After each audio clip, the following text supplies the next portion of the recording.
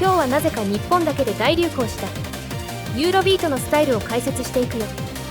ユーロビートは日本での知名度は高いけど海外での知名度はほとんどないジャンルだから素のでも微妙な曲しかできない。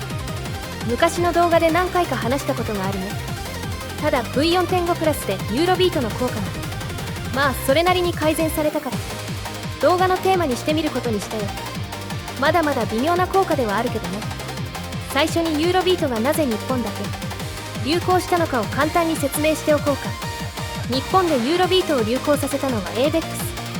間違いなく日本の音楽史に残る会社だね。 ABEX はヨーロッパのアーティストたちに日本向けのダンス音楽を作らせた。その曲を集めたスーパーユーロビートが日本で大流行したわけなんだけど、このアルバムは日本向けに作られた曲で大半の曲は日本でしか発売されていない。海外で流行しなかったわけではなく、そもそも海外には存在しない音楽なんだ。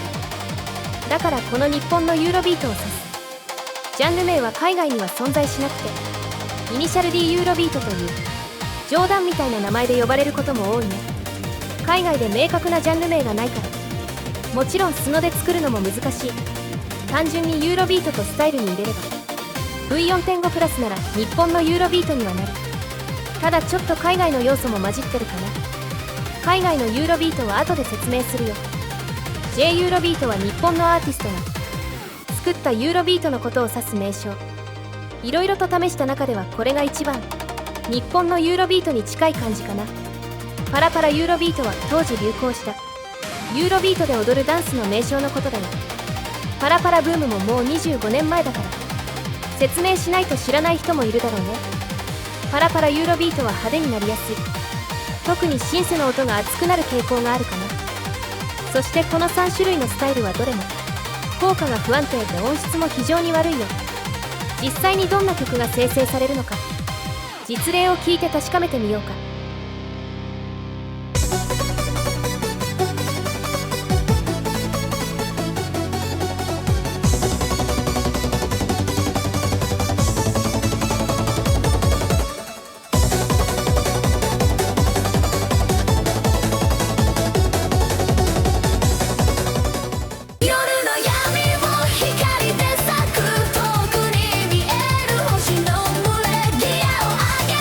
風を切って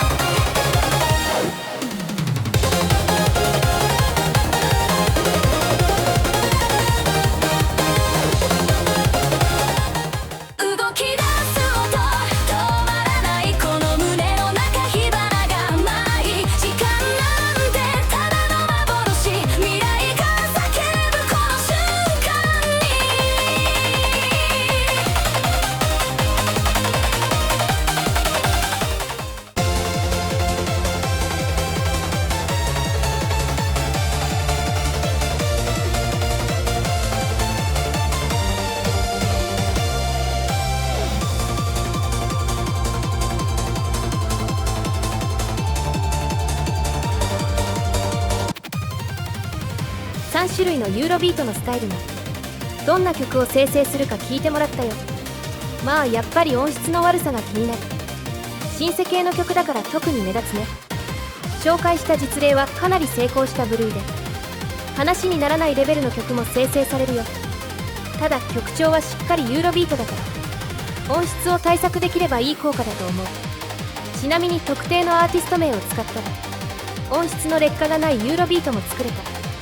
個人名をスタイルにするのは危ないからこのチャンネルでは紹介しないけど、だから学習元の指定がしっかりできる。良いプロンプトがあれば効果は改善されそう。日本のユーロビートの海外での名称が明確に決まってくれればいいんだけどね。動画の後半は海外のユーロビートに関連するスタイルを解説していくよ。海外のユーロビートは1980年代のディスコサウンド末期に生まれたジャンル。ただもうディスコは衰退期に入っていてユーロビートもあまり流行しなかったよ。スノでユーロビートと入れても海外のユーロビートにならない理由はそれ。ハイエナジーはユーロビートより少し前に流行したディスコサウンドのジャンル。一部の地域ではユーロビートのこともまとめてハイエナジーと呼ばれていたんだ。だから海外のユーロビートに近い曲をスノで作るならハイエナジーがいいかな。イタロディスコも同時代のディスコサウンドユーロビートに影響を与えた音楽だよ。スローテンポでユーロビートとはかなりノリの違う音楽なんだけど、メロディーの雰囲気はユーロビートと似ていて影響があったことはよくわかる。ユーロダンスはユーロビートより少し後、ディスコ衰退後に生まれたジャンル。ユーロディスコ系の雰囲気を残しつつも現代の EDM に近い音楽になっているよ。ユーロダンスは途中に男性ラップが入るのが特徴でスノでもその効果がある。この3種類は海外のユーロビートに近い曲が作れるスタイルだけど、ただ日本のユーロビートとは異なる点がある。実例を聞いて確かめてみようか。